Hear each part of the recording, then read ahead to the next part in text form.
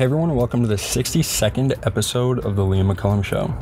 I should be releasing 2 interviews today on September 8th, but I recorded this interview with Dave Decamp on September 7th, and he is the assistant news editor of Antiwar.com. We're talking about everything from Russia to China to Iran and the Iran deal, so I hope you enjoy it, and then I should be releasing another episode with Scott Horton about the Afghanistan war and our withdrawal. I hope you enjoy this interview, and I'll link to all of Dave's information. And remember to subscribe to me on YouTube, Apple Podcasts, and Spotify. Here's Dave. All right, everyone. So I got Dave Decamp with me. If you read Antiwar.com, you've definitely read his stuff. He's constantly writing pieces over there daily. So I'm really glad to have him on. Thanks for coming on, man. Thanks, Liam. Thanks for having me on. I appreciate it. Yeah. And I want to know more about you because I've been reading your stuff for a little bit, but I don't know really anything about you. So do you want to just explain how you started working with Antiwar.com, how you became anti-war, and maybe you're a libertarian, right? Yeah, I am. How you became a libertarian too. Mm-hmm. Yeah, I mean, it's all connected. This is pretty recent for me. I started writing for Antiwar.com full time last September. So it's been about a year now. And for a few years before that, I was doing it part time. But for me, I was kind of apolitical most of my life through college. I didn't really care. I didn't pay much attention. And then in my early 20s, I started listening to people like Abby Martin and that's how I learned about Palestine. It's something I just had no knowledge of going through high school, like public school and then college, which is pretty amazing if you think about it. I think that's the way that they propagandize us, is by just not teaching us about stuff. But so I kind of considered myself a leftist because that was the thing that I felt really strongly about, was being anti-war, just being against, the world empire. And to me, I only really saw the left, anti-imperialist left doing that. But then, as time went on, I heard Scott Horton. I started reading Antiwar.com, which I remember reading when I was like way younger, because they've been around forever. They started in 1995. And I remember just being on the site in high school at one point. It was just, it was really listening to Scott, and because he really appealed to me, and he does that. He kind of appeals to, sorry, I feel like I got a big echo in here. He really appeals to the left kind of. So just really listening to him, and then I started working with him and Eric Garris, who runs Antiwar.com. I just started, because I always wanted to be a writer, and I started writing and just sending them stuff in that they published on the blog. And then they asked if I wanted to do more in the news section, and it kind of just slowly happened. And I read, I'm not that into theory really. I read some Rothbard. I read For New Liberty, which to me, it's like, okay, sounds good. That's, a good political ideology for me. I think it's the most consistent with being anti-war and against the empire. And I read End the Fed by Ron Paul, like back in when he was like running, when I was like kind of apolitical. And I remembered saying, yeah, this makes a lot of sense. The central banking aspect, the gold standard, if we weren't a world empire, we would need real money that was backed up by something. So it's, for me, it's the most logically consistent ideology. And, I was really kind of happy to find it the way I did, even though there's a lot of libertarians that I don't really agree with most of the time. But I think if ultimately your view is an anti-interventionist, anti-war view, then, you're on my side. And that's kind of the idea of Antiwar.com. I mean, we publish columnists from all over the political spectrum. I mean, Danny Sarson, he's one of our, regular contributors, one of our best, and he's he considers himself a progressive. Mm-hmm. And, we always did that. And Justin Raimondo, who passed away about 2 years ago, he was a radical libertarian, like a right-wing libertarian, I guess. But so it's cool to have all these different perspectives on it. And that's something that I really like about the website and why I got involved. I remember I told them I was a leftist when I first started working with them. Just even at the time, like I didn't really consider myself one, but I just wanted to see if they cared, and they were just like, okay, whatever. Yeah, that's awesome. I actually just talked to Misty Winston about Assange, and we were able to talk just anti-empire stuff. And it's crazy how I'm able to relate with a leftist as someone who believes completely in free market health or free market healthcare, free market economics, like to be able to actually sit down with her and have a conversation. We're able to sympathize with each other because we just don't like the status quo. It's pretty awesome, I think. Yeah. But were you had you had any experience reporting before you started writing with antiwar.com, or any experience writing? No, not really. I was working on the Staten Island ferry at the time. I used to work on ferries and boats. I went to maritime college. I got my license to do that stuff. Oh, wow. So no, Scott really helped me out a lot with some basic writing stuff. And then they gave me a place. I mean, I was really lucky because they just gave me a place to write whatever I wanted. They gave me a platform as much as I wanted. They're just like, okay, yeah, what else you got? And, with independent media, nobody has much money. So luckily for me, I was working at the time, but I had a lot of time off. So I didn't ask for money until like a year into it.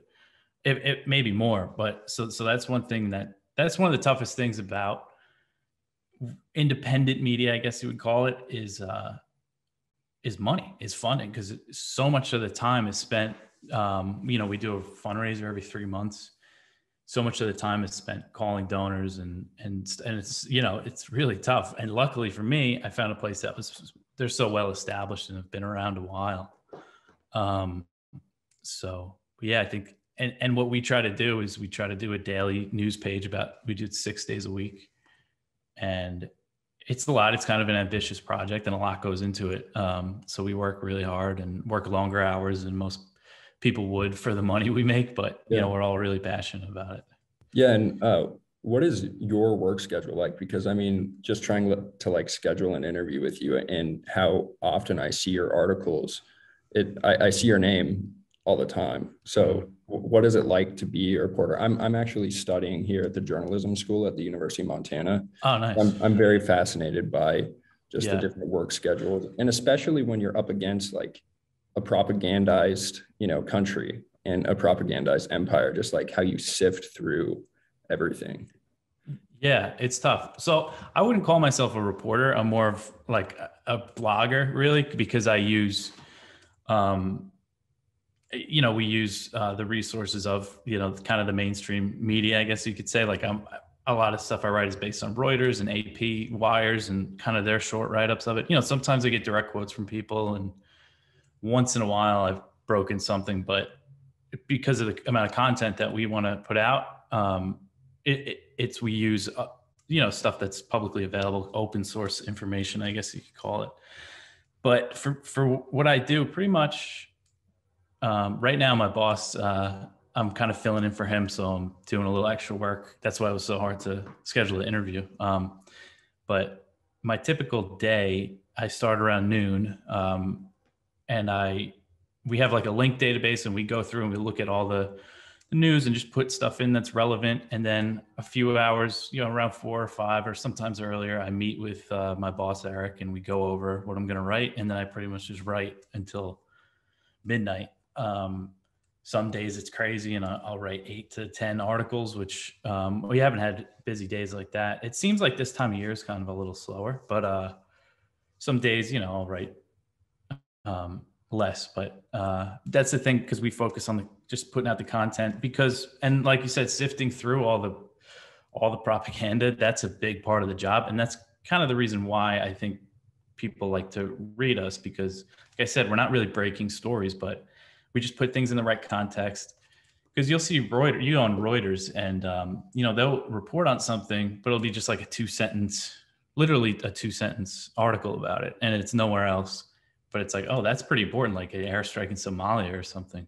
So then I'll write that up and bring more attention to it, and kind of cut out, not in that case, but in other cases, like, you cut out kind of the fluff, and the nonsense. Like one example I could think of that's just like incredible was there was that recent U.S. drone strike in Kabul, pretty much the last day that the U.S. was there, and it came out that it killed 10 civilians.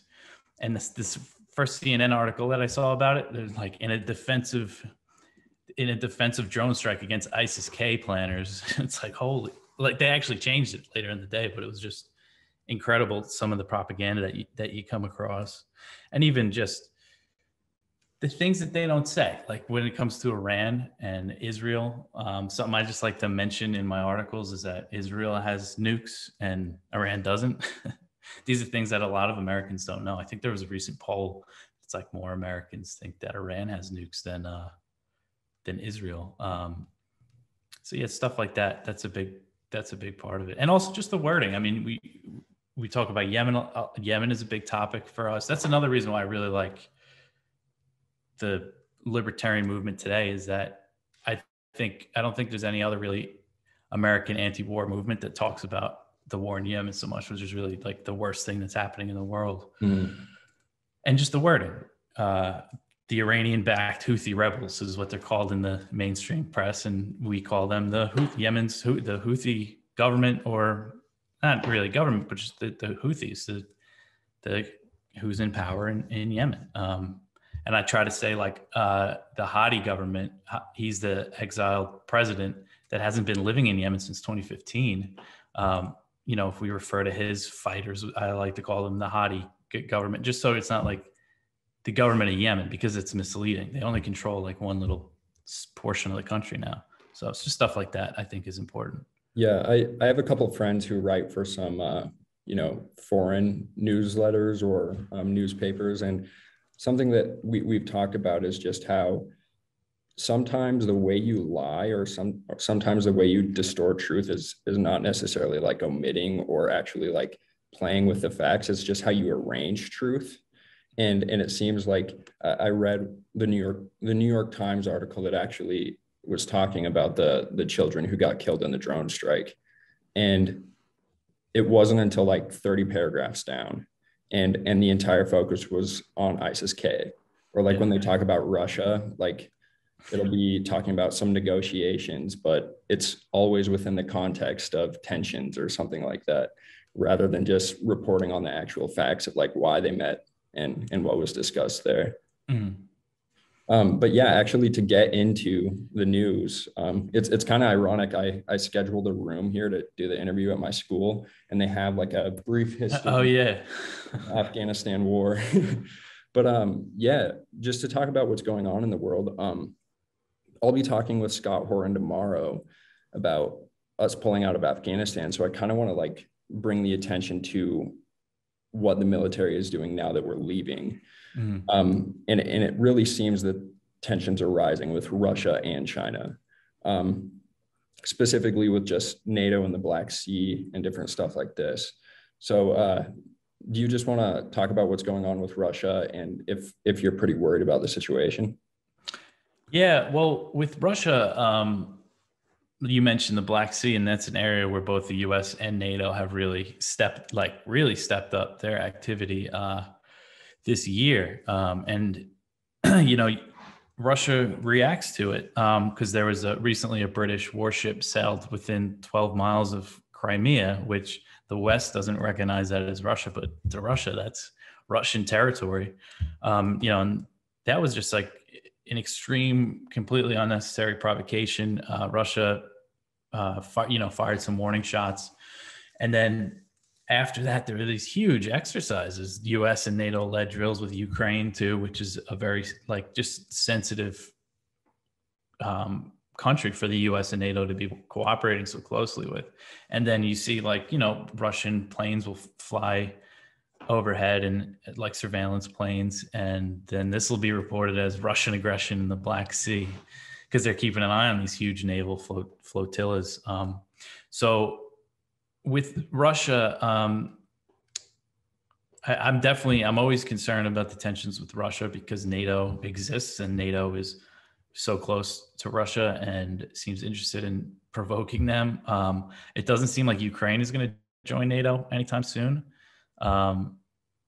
The President Zelensky, he is, he wants it, but Biden recently said that now they have to work on their corruption, which is really funny for Joe Biden to say that because when he was in the Obama government, the U.S. orchestrated a coup in the country, and then Hunter Biden got a job working for Burisma, the natural gas company, with no experience, making I think like 50 grand a month on an advisory board or something. So like the nerve of Biden to talk about corruption in Ukraine, but so because he doesn't care. So what I mean is like they're just kicking the can down the road for the NATO membership. I don't think that they know that would be such a provocation with Russia. I don't think that they want to do that right now. They just announced some more weapons for Ukraine. I forget. I think it was Javelin anti-tank missiles and some small arms. So that's continuing. So that's kind of what the status quo now is with Russia, I guess. I mean, you could say that some of the Black Sea stuff is new. And there's been new U.S. sanctions on Russia. Biden and Putin had that convention, not convention, that the meeting in Geneva. And, there's some nuclear arms control talks happening, but I don't really see them. I don't know. Hopefully they make some progress and we get some new arms control treaties, but I'm not that hopeful for that. And then you have China, which I'm kind of more concerned about, even though right now with Russia, it's like more likely that a conflict could spark. There's more tripwires, I guess, because NATO's there and that stuff. But China is where everything is like going. The Pentagon, when they requested the budget for next year, they said we need this to face China, which is the top pacing threat, is the term that they use. And you see that the Biden administration, they're picking up on what the Trump administration started doing. They're trying to like kind of build alliances in Asia against China.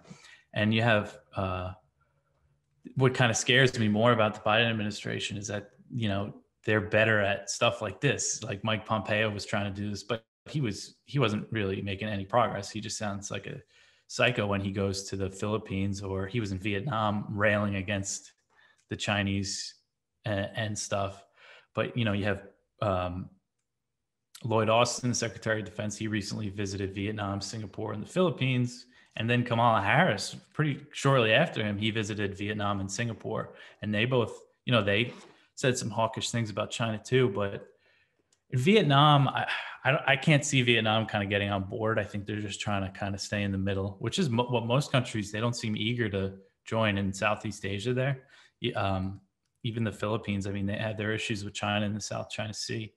They have overlapping claims and there's fishing stuff, but Duterte, he doesn't really want to go all in with the Americans right now. So we'll see how that plays out. But yeah, everything, I mean, all the spending, all of the military branches, they're all kind of reorganizing to go to face China and Russia, what they call the great power competition, which was outlined in the 2018 National Defense Strategy. It's kind of a shift away from the stuff in the Middle East towards this. And now you have Afghanistan. And this is one of the reasons why I think, even though if you look at Afghanistan on a map, it might seem a little important when it comes to if China and Russia are what you're focusing on, because of the location in Central Asia there. But Biden pretty much had a choice. It's either escalate the war, send tens of thousands, maybe hundreds of thousands of troops in, which is what it would have taken, or pull out and kind of deal with it later. So you could keep the military focused on this pivot to Asia and the Arctic and Eastern Europe. But yeah, I think that's a big part of the reason why he was able to get at, like, why we actually left Afghanistan for the most part. And the drone war might continue. Hopefully it doesn't. But I mean, the U.S. is out of Afghanistan. It's a pretty big deal. And if you look at the other conflicts in the Middle East, in Iraq and Syria, you're not going to see a big escalation. It's kind of be a status quo. I think the U.S. recently announced that they're pulling all of their combat troops out of Iraq by the end of the year, or maybe early next year, but they're going to keep some troops in an advisory role. So that kind of gives them wiggle room to leave. The number isn't going to change very much. It's about 2,500 U.S. troops in Iraq and about 1,000 in Syria. And the ones in Syria aren't going anywhere. This is the status quo that the Americans want. They want to control northeast Syria, keep it out of the hands of Damascus, keep them under sanctions, keep the oil out of their hands that's in northeast Syria, and they need the bases in Iraq to support this. Now, you might see other countries. France is trying to kind of get more of an influence in Iraq as they see the Americans not leaving, but focusing less on it, I guess. And this might kind of be the name of the game for the U.S. in the Middle East now, is to have allies kind of fill in the void of the U.S. resources that are pulling out of there and going to Asia or wherever. They want cooperation between Saudi Arabia and Israel and the UAE and Bahrain against Iran, and they want NATO, because NATO, I believe, I have to look more into this, but they announced earlier this year that they're sending a few thousand more troops to Iraq for training and advising. So I think kind of NATO, the European allies fill some of the void. You get more cooperation between Israel and the Arab states, which is what a lot of Trump's the Abraham Accords that normalized relations between Israel, the UAE, Bahrain, Sudan. A big aspect of that is to isolate Iran. So we'll like I said, I don't see a major escalation there. Iran and Saudi Arabia have been talking lately, and so hopefully that goes somewhere, even though the U.S. generally tries to stop that type of stuff. But I mean, but then, Biden's still supporting the war in Yemen. That hasn't changed. And he recently started bombing Somalia again. So these kind of, I hate to call them low intensity conflicts, because for the people that are on the other side of our bombs, they're not low intensity. But from the perspective of the Pentagon, they're not. It doesn't take too many resources for them to continue them. So that's kind of what I see going forward, and China being the main thing. And when it comes to China, any rational person would say we can't go to war with China because we completely rely on each other. Our economies are intertwined, but there are steps being taken to kind of decouple, and it would, much more drastic steps than what they're doing now with sanctions and export controls and just some restrictions. But with China, I really do think if things keep going the way that they're going, within 10 to 20 years, like, there could be a chance for a real war, or just a kind of a cold war, because that is what the Pentagon's interested in. China's they're a big country. A lot of Americans are kind of don't like China now. There was a recent poll that said 52%, I think it was, are in favor of sending troops to defend Taiwan, which is scary, because that is only going to go up, I think, the public consent for a war with China. So yeah, it's going in a very dangerous direction. Yeah, I'm wondering about China. When people talk about China being more aggressive, it's funny, some people will cite Taiwan and some people will cite Hong Kong, but for the most part, it seems that people are talking about like cultural issues, like the fact that LeBron, for instance, censored himself because he said that, I think it was because he said Taiwan was a country or something like that. Yeah, I think LeBron, it was something with Hong Kong. Okay, yeah, it may have been with Hong Kong, but what I found interesting about those cases is that people seem to be citing like the economic power of China as part of what about China is aggressive. But to me, when it comes to LeBron and like censoring himself, it kind of just shows how good trade is at trying to create peace, because even if words are to upset people that we're, kind of reliant on, then I think that just demonstrates how trade is going to enforce good relations between people. Because like, to the point where LeBron will worry about saying something that will just piss them off, I think that's an overall good sign. But then people do cite Hong Kong and Taiwan. So I guess, what is your argument towards people who say that, well, we really do need to defend Taiwan? I know what your argument probably is, but like, for people who, are really worried about Taiwan or Hong Kong. Mm-hmm. Well, when it comes to Taiwan, a lot of Americans, I don't think, really understand like the history of it, why that situation is what it is. And do you remember when COVID first hit, the World Health Organization guy was asked about Taiwan and he like hung up or something? Yeah. And everybody freaked out about it. WHO considered Taiwan's membership.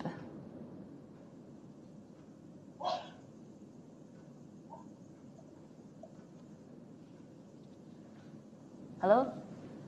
I'm sorry, I can't hear. I couldn't hear your question. Okay, yeah. Let me repeat the question. No, that's okay. Let's move to another one then. Right, because I'm actually curious on talking about Taiwan as well, on Taiwan's case.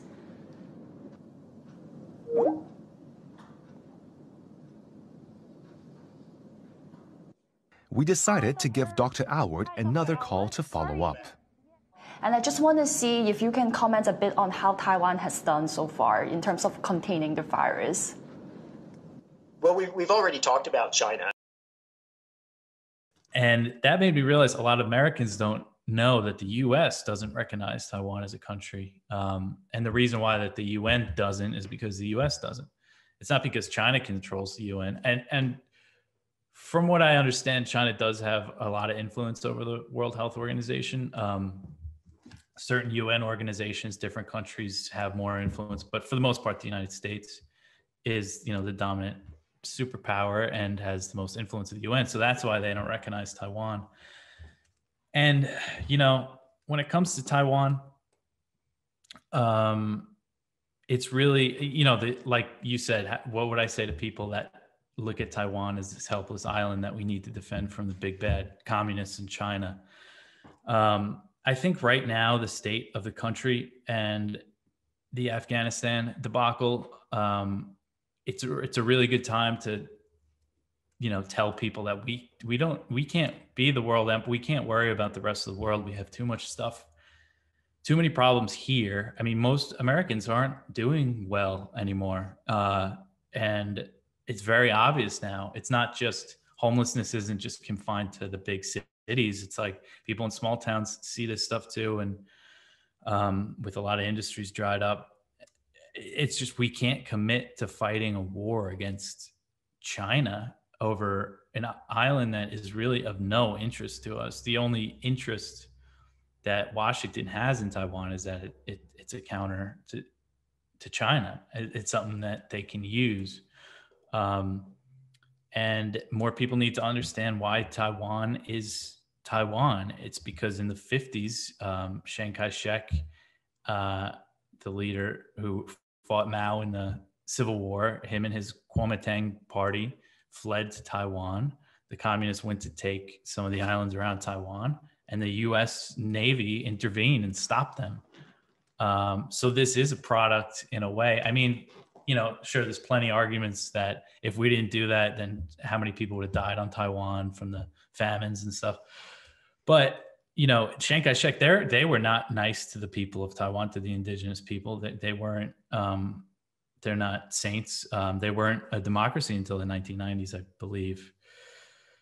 And just kind of, in so many situations around the world, I mean, Hong Kong, not necessarily U.S. intervention, but Western intervention is the reason why this situation is, because it was a British colony that they took from China, gunboat diplomacy in the 1800s during the Opium Wars.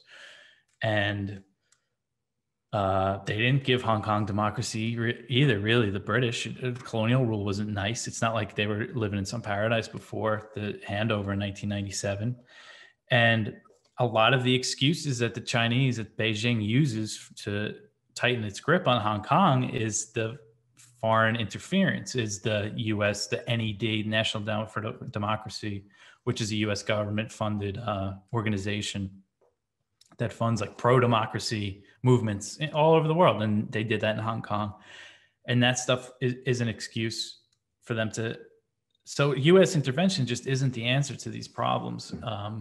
And when it comes to Taiwan, I mean, in kind of what we're doing now, instead of what the policy was before Trump, before things really heated up with China, was kind of, you guys take it easy over here in Taiwan, and China, you guys just chill, And now it's kind of, they're egging on the separatist elements, you would call them, of Taiwan, and selling them weapons, which the U.S. has done since 1979, when they made the diplomatic switch from Taiwan to Beijing.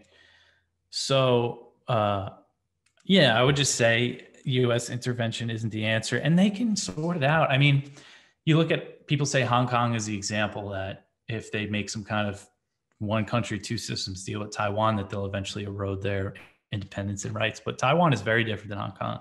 Taiwan is a pretty big island. It's separate. They have a military.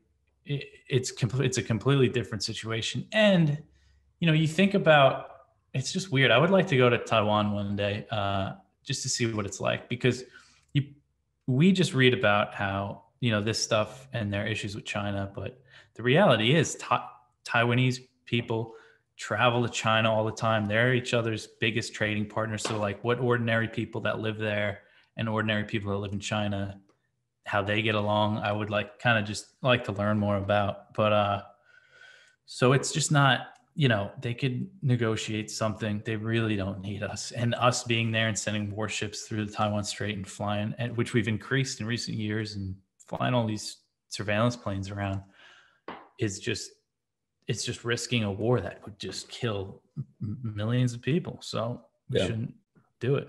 Yeah. Did you see when Biden released the report on the origins of COVID-19, there was something about how they're going to have to rely on China to release information, and they're really going to pressure them to do it. And he's like, I think the quote was like, "I will stop at nothing to get this information."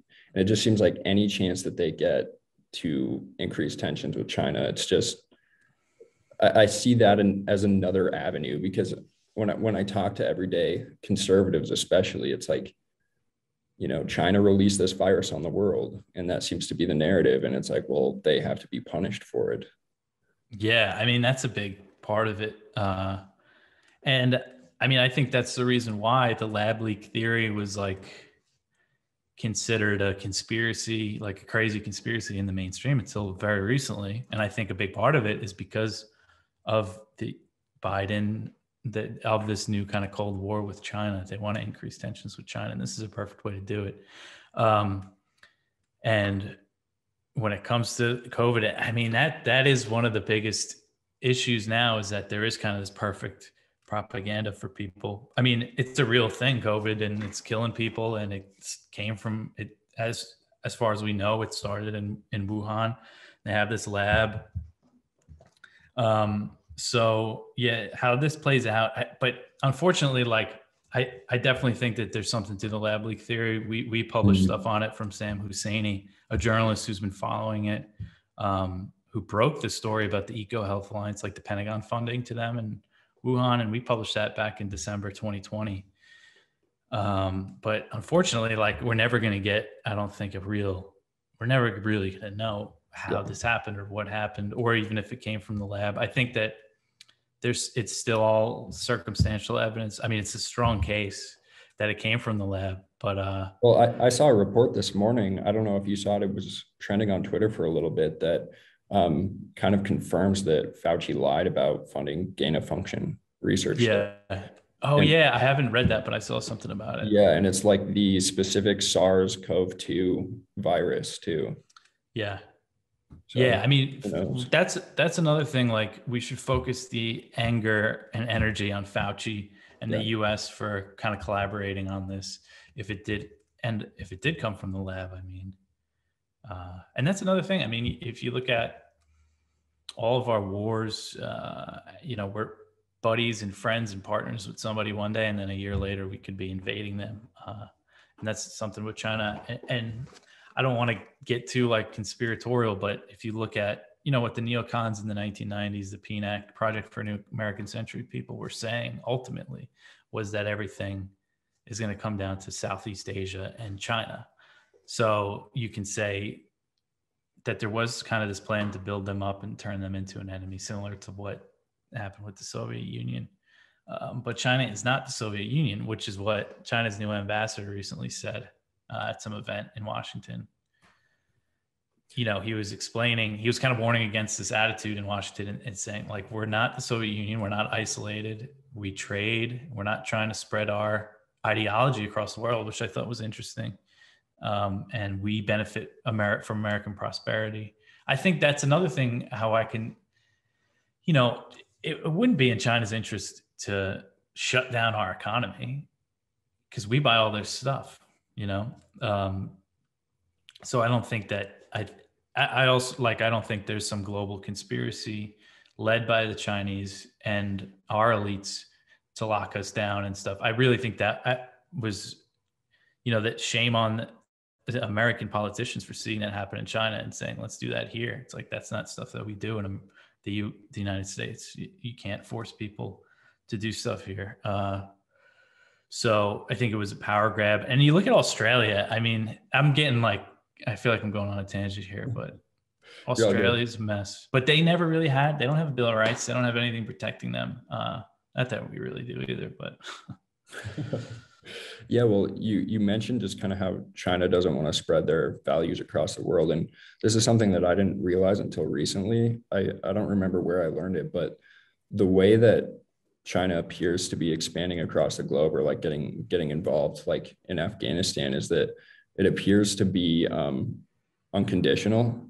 Like they're not requiring them to be democratic or anything, whereas like the United States says they have like a goal for the country, like they have a specific goal towards nation building or having a new election or something like that. But I can't remember where I learned this, but someone was just saying that China is much different, where they'd be willing to get into an agreement, like an economic agreement with a country without anything like that, no moral strings attached. Would you say that that's accurate, or is that? Yeah. Okay. Yeah, I think that's very accurate. With the Taliban, one thing that I think they are asking is that they sever ties with the ETIM, which is the East Turkestan Islamist movement, or Islamic. They're a Uyghur Muslim group that China blames for some of the terrorist attacks that happened in Xinjiang. And I think even in Beijing, in the capital, there were some attacks there. I'm not sure if they said that ETIM was responsible, but yeah, that's not, that's different than the demands that the U.S. makes. They just want to know that if they're helping the Taliban out, if they're investing in their government and infrastructure, that they're not going to be funding terrorists in Xinjiang. But yeah, for the most part, it's not. And one really important point I think Scott Horton made when he was on Tim Pool's show was, a lot of people say this, that China's exporting their like authoritarian ideology on Africa and Central Asia. I think he used Kazakhstan as an example. And it's like, the government of Kazakhstan is not bad because of China. And a lot of these African leaders, it's not like they're really good before China came in.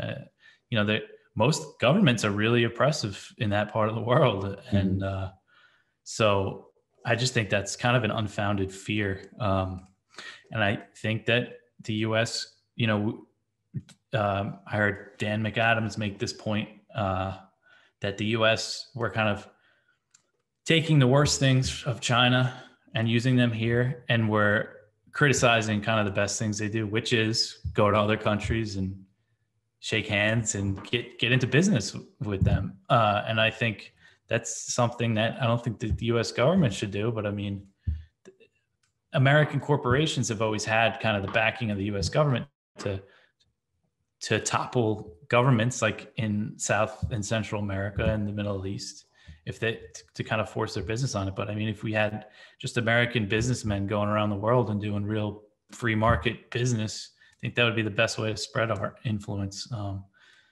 So yeah, I don't, and people like to use the term economic warfare that China does. Maybe there is some debt trap stuff, and then they'll own a port here and there. But I mean, the United States, with sanctions and cutting people out of the global market, that is real economic warfare, and that hurts people and kills civilians, and that's real evil in my view. Does China like impose sanctions on other countries, or is that okay? No, not that I know of. Wow. Yeah. Well, they've sanctioned some U.S. companies in response. They sanctioned like Lockheed Martin after they. Oh, wow. Yeah. But they're starting to do that, and they're starting to, from following this stuff, real closely over the past couple of years. They were Chinese diplomats and officials were always pretty, even through Trump, pretty like tame and not that hostile in their rhetoric towards the U.S. or really actions. It didn't seem like. And there was a change in March when Blinken, the Secretary of State, and Jake Sullivan, the National Security Advisor, they went to Alaska and they had a face-to-face meeting with China's foreign minister and another top official. And Blinken opened it by like accusing China of all this, like threatening what they call the rules-based order that the U.S. upholds, and just read this list of stuff. You're doing this in Taiwan. Huh? We don't like this. And I think that the Chinese guy had like two responses. I think one, if Blinken was more diplomatic and cordial, and then another, if Blinken did what he expected him to do, which is what, from following the events leading up, I expected Blinken to be, the Americans to be very hostile in the meeting. And he responded, and he read off a list. He really talked a lot of shit. And since then, they've been a little more, like their rhetoric has been a little harsher towards the U.S. And then all these like kind of retaliatory sanctions came more frequently. So a lot of this is just like the U.S. kind of doing it to itself, creating an enemy when they need an enemy. So that's what we're seeing, I think. Yeah, and I was just looking into how the United States is refusing to give over a bunch of cash from like the Afghan government treasury now to the Taliban, and I just think that that's going to drive them further towards Russia and China. Do you foresee us like getting involved if Russia and China do have more influence over Afghanistan, or are we really just withdrawing? I don't think it's going to be interesting to see how it plays out, because, you know, China and Russia, they're both seemingly ready to recognize the Taliban and trade with them and stuff. And then you have the U.S. withholding funds. So there's really no military option for the U.S. to spread influence in Afghanistan now. That's not like a huge invasion that would I don't see happening. So the options are either going to be to try to isolate them from the rest of the world through sanctions like they do with Iran and stuff, or because of the Chinese influence that they see, open up diplomatic relations and try to have their own influence in their own way. So yeah, we'll see how it goes. I mean, China is kind of the wild card here, which, like, the fact that the Taliban recently said that they're like our most important partner, they're going to invest in us. And it kind of, I was happy to see that, because that, I think it is going to force the U.S. hand to engage in with the Taliban government and not keep them under sanctions, I hope.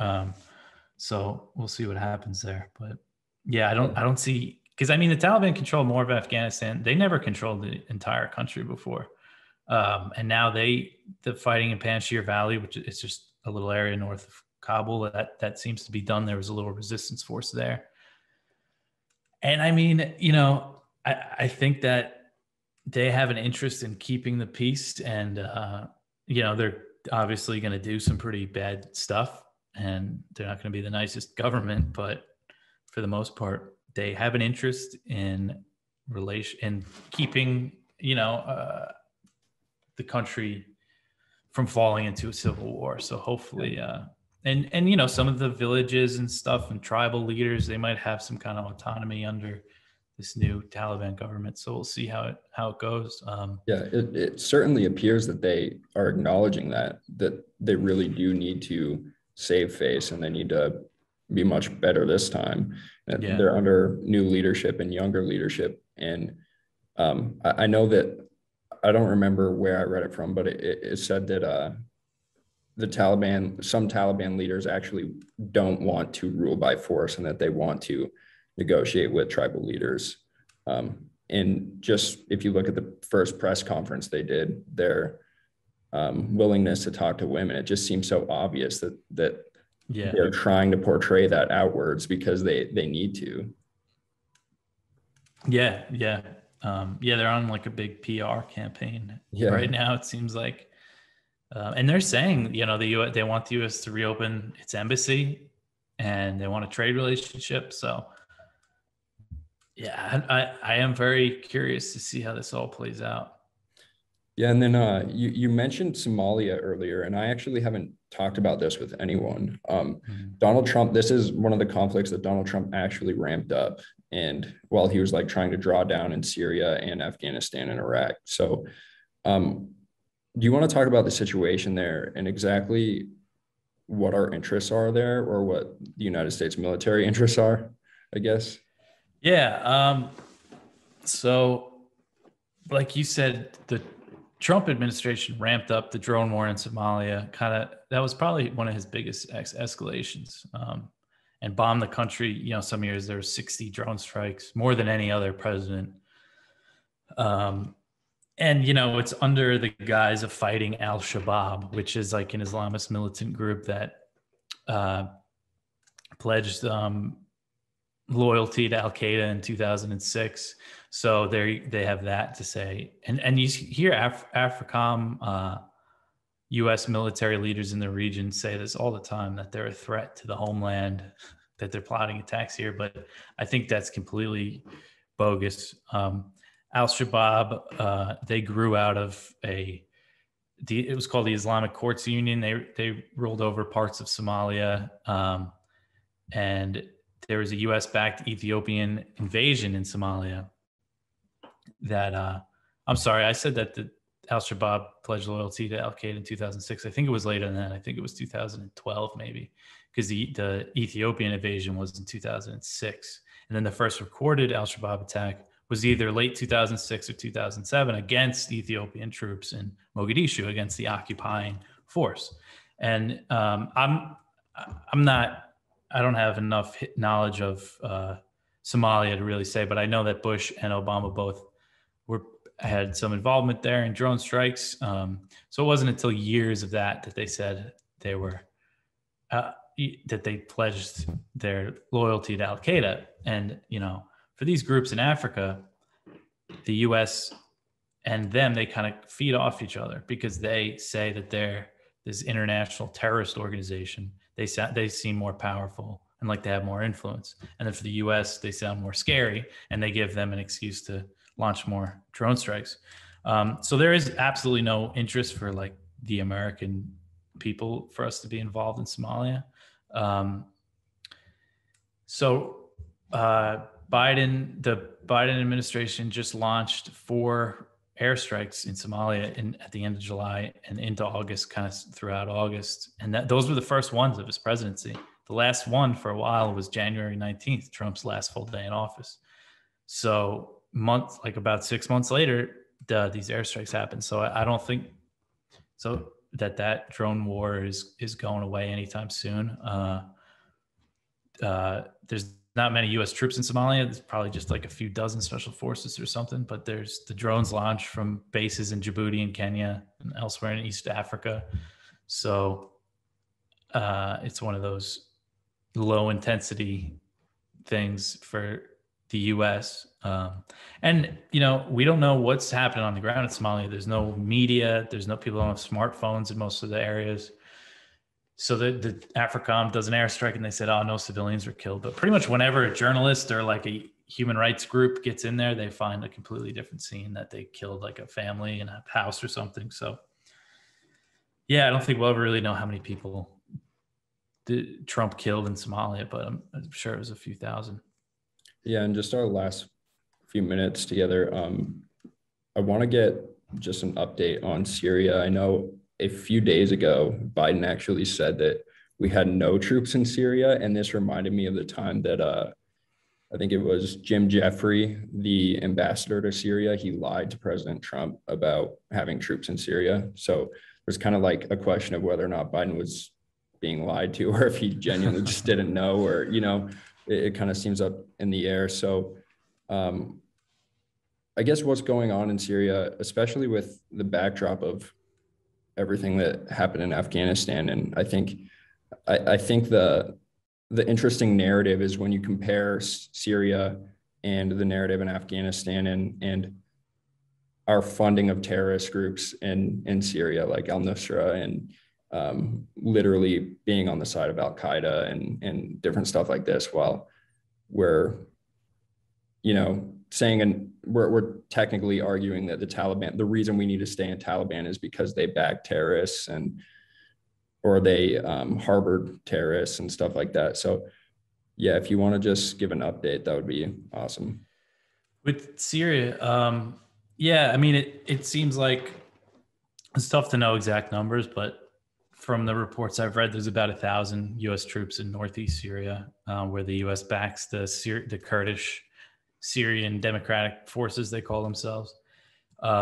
And this is all part of the kind of economic war against Damascus, against Assad.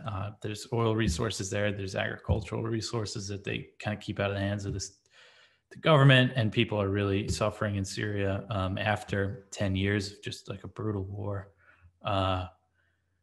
And over in Idlib, it's a small area in kind of northwest, not so much west, but north Syria, that's ruled by Hayat Tahrir al-Sham, which is one of the al-Qaeda offshoots from al-Nusra.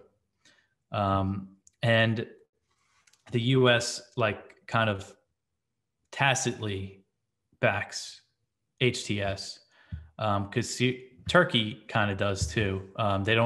They say they don't work directly with them, but I'm sure that they have.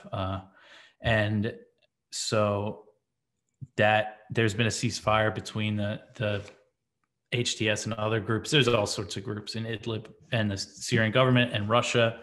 That's been holding for a while. There's flare-ups once in a while. But I think this is kind of the status quo that the Biden administration wants, is U.S. controlling Northeast, Idlib out of the hands of Damascus, and Israeli airstrikes are part of it too. Israel bombs Syria like once a week on average. They bomb Syria all the time. And you could see this. I'm pretty sure it was Brett McGurk, who's the head of Middle East affairs on the National Security Council. He wrote something recently that outlined this. This is what they want. About 1,000 troops in Northeast Syria, Idlib not under control of Syria, and Israeli airstrikes. So it's similar to like the siege of Iraq during the 1990s, under heavy sanctions, bombed once a week, except we have some of their territory this time. So I don't see the situation really changing anytime soon, but there could be some aspects of it that I'm missing. But that's kind of the way things are and the way things have been for a while. Don't see an escalation happening, but I don't see a drawdown either. So, yeah. And I think before we go, I think it might be important just to put it into perspective about like why, like with the connection of Syria and Iran, and why Obama wanted to enter Syria and have a regime change there. Because, and I guess like if you want to give an update in whether or not you think Biden will actually try to pursue an Iran deal, like what's the status of that? Because I know that Israel was really pressuring Biden not to do it and said that they really won't support it. Yeah, it kind of seems like that's just going to be totally sabotaged. The Iran nuclear deal, they entered talks in April with the Rouhani government, who was the last Iranian president, and they couldn't reach an agreement because the U.S. refused to lift all of Trump's sanctions, which is the requirement for the U.S. to rejoin the deal. And they blamed this all on Iran. Now they have Ebrahim Raisi. He's the new president of Iran. And, everybody calls him a hardliner, but he still ultimately favors a revival of the nuclear deal. But I think he's just not going to put up with as much crap as Rouhani did, because Rouhani, that was his legacy. His government negotiated it. All the hardliners, in the Iranian government, they have this lesson of Rouhani to look at now, of just like all this effort to negotiate with the U.S. and the West just failed, and they are still, and now they're again under really heavy economic sanctions. So, the U.S. has emboldened these types, but again, Raisi says he'll start the talks soon, but I don't think anything's going to come of it. Iran's probably going to stay under sanctions. I don't see the deal being revived because now, especially with Afghanistan, all the hawks in the U.S., if Biden goes and makes a deal with Iran and lifts sanctions, I mean, they're just going to go after him even more. So I think it's going to kind of stay the same with Iran too. Yeah. Unfortunately. My hopes is that just because Biden is so, I mean, there's no chance of him being reelected, and because he's so old that he just does a Hail Mary. Yeah. I'm really there's a chance. I mean, I was surprised with the Afghanistan thing. He came out and was just like yelling at the reporters about why he's leaving Afghanistan. I mean, there's plenty to criticize him about, but it was kind of cool to see. Yeah. And he campaigned on not ending the war. When he was on a candidate, he was asked, and he said, "No, I can't leave. I have to leave a few thousand troops there." So it's interesting because Trump campaigned on ending wars, and Obama did, and the one that actually did it. Yeah, so. I don't get it, but yeah, thanks, man. I really appreciate it. I'll definitely have you back. Yeah, man, it was great. And if there's if you want to tell people where they can find you, please do. Yeah. Antiwar.com. I'm usually writing in the news section at the top, and you can follow me on Twitter. I've been trying to stay off there lately because it's just a big waste of time. But at Decamp Dave is my handle. Great. And I'll link to all of that stuff. All right, man. Have a good one. It's the weekend and we can let go. It's the full send and it's the get-go. It's the get-go and get-go. Still not as green as a bank account screen on. Not really, though. You were probably jealous.